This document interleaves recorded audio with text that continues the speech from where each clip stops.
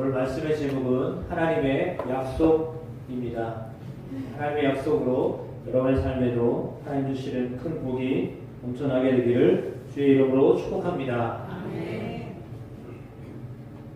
지난주에 우리는 노아에 대한 말씀을 함께 나눴습니다. 하나님이 노아에게 심판이 있을 것을 말씀하셨고 그 심판을 면할 수 있는 방법은 방주를 만드는 것이다 라고 말씀하셨습니다. 그래서 대략적으로 40년에서 120년 동안 그는 방주를 만들었습니다.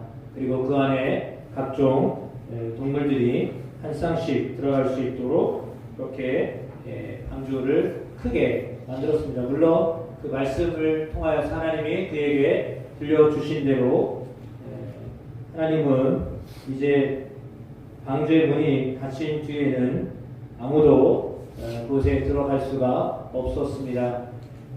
40일 주야로 위에서 쏟아지고 밑에서 솟아나는 물로 인하여서 온 세상이 심판을 받았습니다.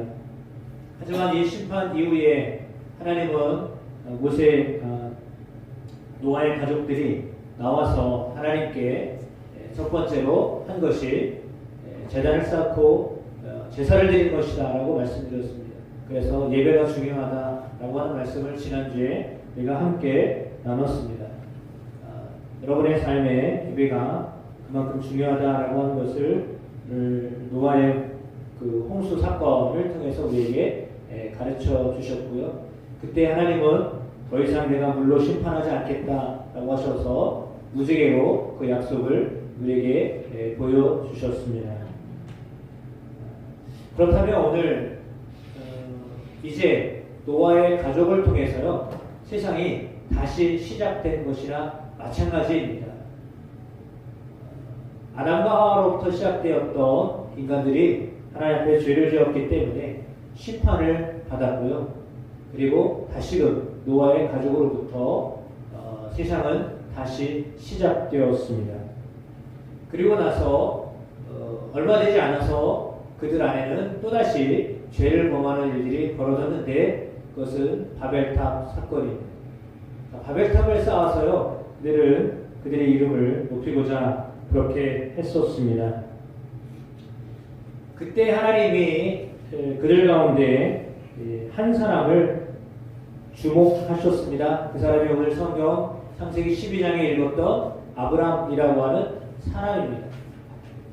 다른 사람들이 하나님을 생각하지 아니하고 살아갔습니다. 저렇게 심판을 받았고 노아의 후손들이었는데 그럼에도 불구하고 그들은 하나님을 또 잊었습니다. 그때 하나님을 기억하였던 한 사람을 하나님이 부르셨는데 본래 아브라함의 아버지 그때에서는 갈대아 우르라고 하는 지역에서 살았습니다. 문명이 발달한 곳이었습니다. 도시였습니다. 그곳에서 그들은 그렇게 문명의 혜택을 받으며 살았었습니다. 성경에 보면 족장들에 대한 이야기가 나와 있는데 셈족, 그러니까 다시 말하면 그 아브라함의 그 조상들 나홀로부터 시작해서 데라, 아버지 데라, 그리고 아브라함의 이르기까지 그들은 어쩌면 하나님의 은혜 가운데 거하였지만 또 다른 사람들, 셈족이 아닌 다른 사람들은 하나님을 잊어버린 채 살았다라고 하는 것을 성경 후손을 통해서 우리에게 가르쳐 주고 있습니다. 갈대 우르라고 하는 곳에 지구라트라고 하는 그런 건축물이 있습니다. 그 건축물을 위에는요 달 신전이 있다고 합니다. 가보지는 않았기 때문에 이제 자료를 통해서 우리가 보게 되는데요. 그만큼 사람이 만들어 놓은 그 건축물 위에 신전이 있었다라고 하는 것은요 그들의 중심에 신을 섬기는 그런 경외하는 마음들이 있었다라고 하는 것을 알려주고 있습니다. 그렇다면 하란이라고 하는 이 이제 갈대아 우르에서 아버지와 함께 이제 하란으로 떠나는데요. 하란에 가서도 역시 마찬가지입니다. 무르 지역에도 저렇게 신전들이 여전히 그 신전 터들이 남겨져 있습니다. 그리고 이렇게 우상을 섬겼던 어떤 모습들이 아직도 남겨져 있습니다. 그래서 저런 우상들을 섬겼던 사람들, 특별히 아브라함은 아버지 데라가 우상을 만드는 사람이었습니다. 그런데 그 우상 만드는 일을 포기하지 아니하고요. 데라가 하란이라고 하는 지역에 갔는데도 거기서도 역시 마찬가지로 계속해서 우상을 만들고 판매하는 일을 했었습니다. 그런데 사실은 아브라함은 그것을 그렇게 좋아하지 않았습니다. 왜냐하면 만드는 것을 보았기 때문이죠. 우상은요, 사람이 만든 겁니다. 그러니까 사람이 만들었는데 그 사람이 만들어 놓은 그 우상은요, 며칠 만에 만들어요. 때로는 하루 만에 만들고요, 며칠 만에 만들어요. 그렇게 공이 많이 들어가지 않는데요. 근데 그 사람이 만든 우상을 섬겨요. 그게 없으면 사람들이 불안해요. 그러니까 사람의 심성 속에는요, 뭔가를 의지하고자 하는 마음이 있기 때문이거든요. 그래서 그것이 우상이었습니다. 아브라함의 가족에게는, 특별히 아버지 데라에게는 우상이 돈 벌 수 있는 좋은 직업이었기 때문에 그거를 알면서도 불구하고요, 포기를 못했어요. 왜냐하면 이게 돈줄이었기 때문이죠. 그러니까 삶에 있어서 하면 안 되는 것을 사실을 알았음에도 불구하고 그 아들이 알 정도면 만드는 사람은 오죽했겠습니까? 그런데요, 그럼에도 불구하고 그걸 포기를 못했어요. 왜요? 돈이 들어오니까. 사람의 마음에 참 경제적인 부분은요, 상당히 중요한 것 같아요. 그러니까 뻔히 아는데도 불구하고 그것이 돈이 되니까 그냥 남들을 어떻게 보면 남들의 기호, 남들의 마음을 그냥 만족시키는 것으로 그냥 기쁜 거고, 자기에는 돈이 들어오니까 기뻤던 거죠.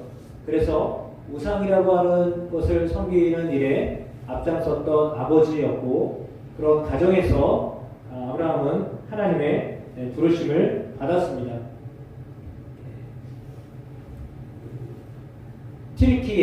터키에 가면 하란이 있는데요. 하란이라는 동네에는 아브라함이 머물렀던 곳이었기 때문에 저런 그 전통 가옥들이 아직도 남겨져 있다라고 합니다.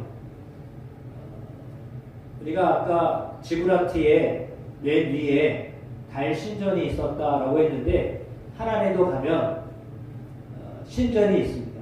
이렇게 신전이 여지껏 하란에도 남겨져 있습니다. 우리가 생각해 보면 바벨론으로부터 시작된 메소포타미아 문명으로부터 시작되어져 있는 그 문명의 지대가 어디까지 연결되냐면 이집트까지 연결되거든요. 그 모양이요, 달 모양이요, 초승달 모양. 그래서 이렇게 돼요. 그런데 그들은 여전히 그냥 그렇게 달을 우상으로 섬기며 살았습니다. 물론 태양을 섬기는 이집트 쪽은 조금 다른 그런 경향이지만, 그러나 중동 쪽은요, 달을 신으로 섬기는 그런 것들이 여전히 남아있고요. 그 모습은 아마도 이슬람의 그 사원 보면 맨 위에 다 초승달 표시가 되어 있죠. 그리고 나라마다 국기에 그런 표시들이 그려져 있습니다. 그것은 분명히 어떤 신을 섬기는 그런 마음들이 그들 가운데 있었다라고 하는 것을 알려주고 있습니다. 그만큼 그것이 보편적인 것이었습니다.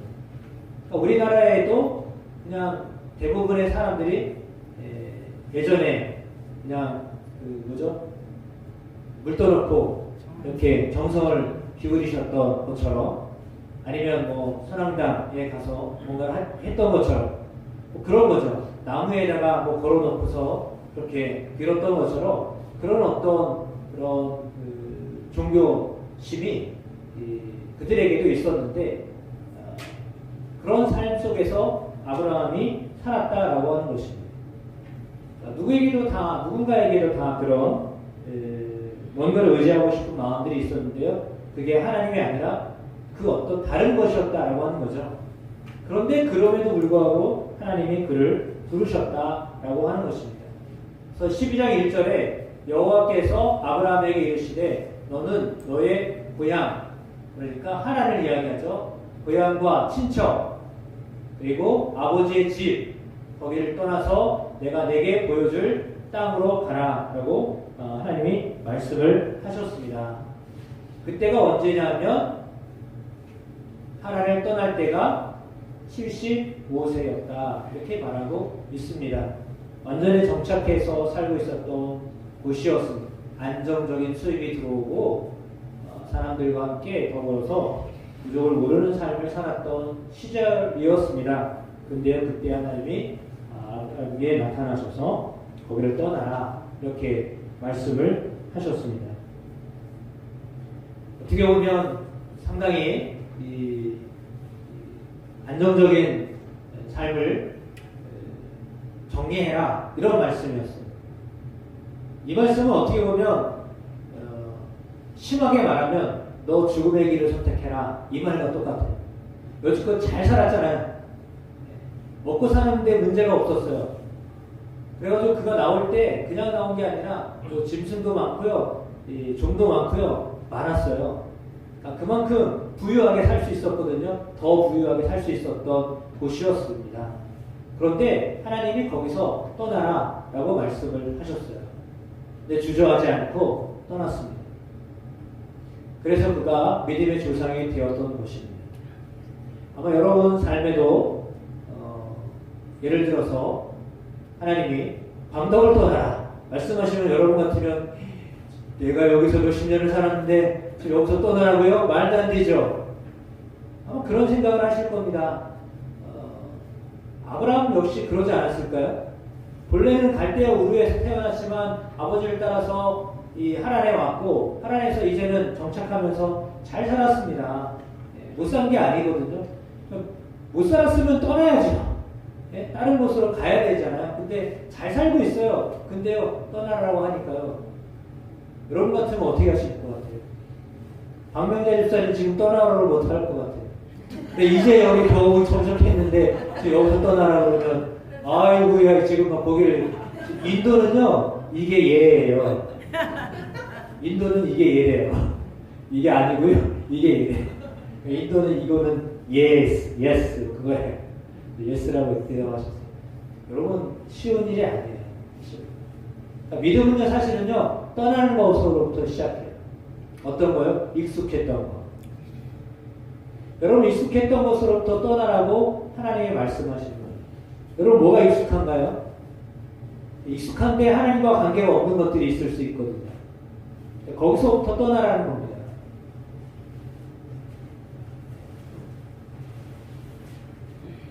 떠날 수 있는 용기가 여러분에게 있게 되기를 축복합니다. 혹시 나는 먹는 거, 이 먹는 거를 어떻게 하라고 그러면 아우 나는 너무 힘들어요. 그거는 정말 제발 그것만은 아니에요. 이렇게 생각하실 수 있습니다. 여러분에게 정말 익숙한 것이 무엇인가? 내 몸에 아예 지금 내 몸처럼 생각하는 그 익숙한 것이 무엇일까 생각을 해보십시오.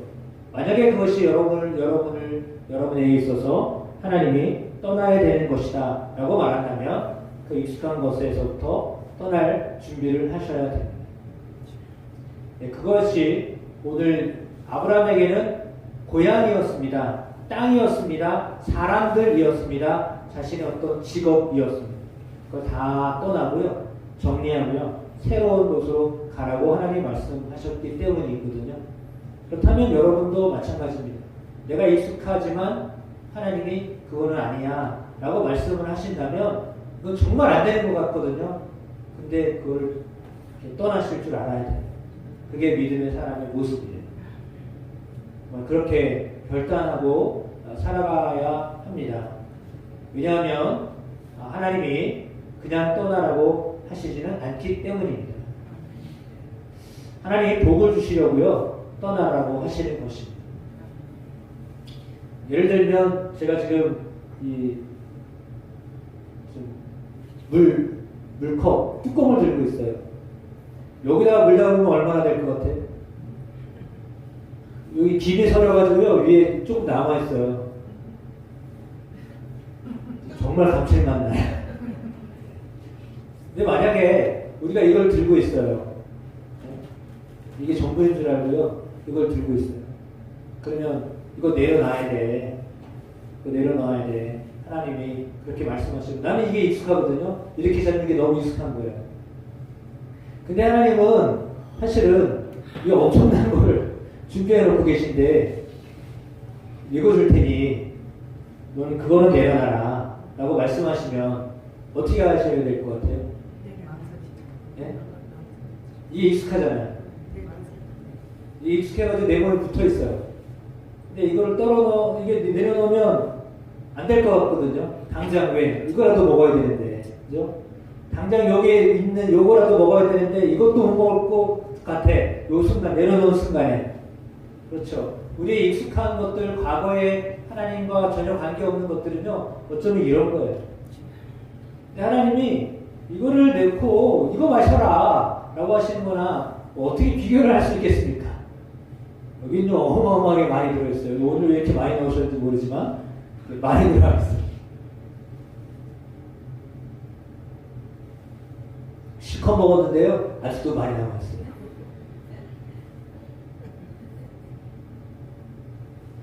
아직도 남아있어요. 이따가 마실래요? 하나님이 세상의 것들로 네가 복이라고 생각하고 살지 말고 보이지 않는 하나님, 보이지 않는 하나님이시지만 그 하나님을 복의 근원으로 여기며 살아라 라고 말씀하시는 겁니다. 우리 눈은 사실은 앞에 보이는 것밖에는 안 보여요. 그렇죠? 현재 지금 내 눈앞에 보이는 것만 보여요. 앞으로 펼쳐질 것을요 볼 수가 없어요. 그런데 하나님은요 그걸 다 보고 계신 분이거든요. 그러니까 우리 눈은 지금 눈앞에 펼쳐져 있는 것 외에는요 안 보여요 하나도. 그래서 모르니까요 어떻게 안 되는 거예요. 근데 하나님은요 그걸 다 보고 계신 분이에요. 그래서 먼 미래를 보고 계신 분이에요. 영원을 보고 계신 분이에요. 그 하나님이 우리에게 말씀하시는 거예요. 그게 아니라 이거다 말씀하시는 거예요. 너희가 보이는 이 땅의 것이 아니라 보이지 않는 저 영원한 세계의 것을 너희가 보아야 된다라고 말씀하시는 거거든요. 그것에 대하여서 여러분이 그렇게 믿음으로 따라가게 되기를 축복합니다. 오늘 아브라함은 그거를 했던 사람이에요. 하나님의 말씀을 따라갔다라고 말씀하시는 거죠. 예, 4절에 이에 아브라함이 여호와의 말씀을 따라갔고 롯도 그와 함께 갔으며 아브라함이 하란을 떠날 때 75세였다 라고 했습니다. 결코 적은 나이가 아니었습니다. 그러나 그럼에도 불구하고 그는 그 나이에 하나님의 말씀을 따라가는 그런 결단력 있는 삶을 살았습니다. 하나님이 세 가지 약속을 주셨습니다. 땅을 주겠다고 약속하셨습니다. 너에게 지시할 땅이 있다. 그 땅으로 가라 라고 말씀하셨습니다. 두 번째는 너로 큰 민족을 이루게 하겠다라고 후손에 대한 약속을 하셨습니다. 그리고는 복을 주며 내 이름을 창대하게 하겠다. 너를 복의 근원이 되게 하겠다라고 말씀하십니다. 모든 민족이 너로 인하여서 복을 받게 될 것이나 이렇게 하나님이 아브라함에게 약속의 말씀을 주셨습니다. 사실 이 말씀은 어떻게 보면 현실적으로는요 상당히 가혹한 현실이었습니다. 왜냐하면 말씀드린 것처럼 부유하고 익숙하고요 가지고 많은 것 네트워크가 돼 있었던 아는 사람 많았던 곳을 떠나서 새로운 곳으로 가야 되기 때문에 이건 모험이에요. 모르는 일이에요. 그런데 그냥 하나님의 말씀을 믿고 그냥 따라간 거죠. 잘 모르지만 그러나 그 말씀을 믿고 따라간 겁니다. 그리고 실제로 그는 그 길을 다뤄갔습니다. 그리고 사도행전 4장에 나와 있는 말씀처럼 너희는 선지자들의 자손이요 또 하나님이 너희 조상과 더불어 세우신 언약의 자손이라 아브라함에게 이르시기를 땅 위의 모든 족속이 너의 씨로 말미암아 복을 받으리라 하셨으니 이렇게 말씀하십니다. 사실 아브라함에게 있어서 눈에 보이는 후손들 많이 주겠다고 하셨는데 실제로 아브라함에게 자녀가 있었나요? 실제로 사라를 통해 하나님 주겠다고 하셨던 사람은 누구였죠? 이상한 사람 줬어요. 한 사람. 하나님이요 저 모래 바다의 모래처럼 하늘의 별처럼 자손을 주겠다고 하셨는데요. 그러면 막 낳아야 될 거 아니에요. 대원이 낳듯이 막 낳아야 될 거 아니에요. 그죠? 애들을 많이 낳아야 될 거 아니에요. 12를 낳아야죠. 적어도 야곱처럼. 근데요 아브라함에게 하나님이요 주신 자녀가 하나예요. 하나 주면서요 저렇게 많이 주겠다고 약속하신 거예요. 그러면 사실은 아브라함 입장에서는요 하나님 거짓말쟁이 아니에요. 아니 많이 주겠다고 하시면서 이름도 바꿔가지고 열국의 아비라고 얘기를 바꿔놓고서 나라의 아버지가 되겠다고 하시면서 준 거는 하나밖에 안 주고 그러면 이걸 어떻게 근데도 불구하고요 아브라함을 믿은 거예요. 말씀드렸잖아요. 그냥 눈앞에 펼쳐지는 것이 전부가 아니라고 하는 것을 믿는 거예요.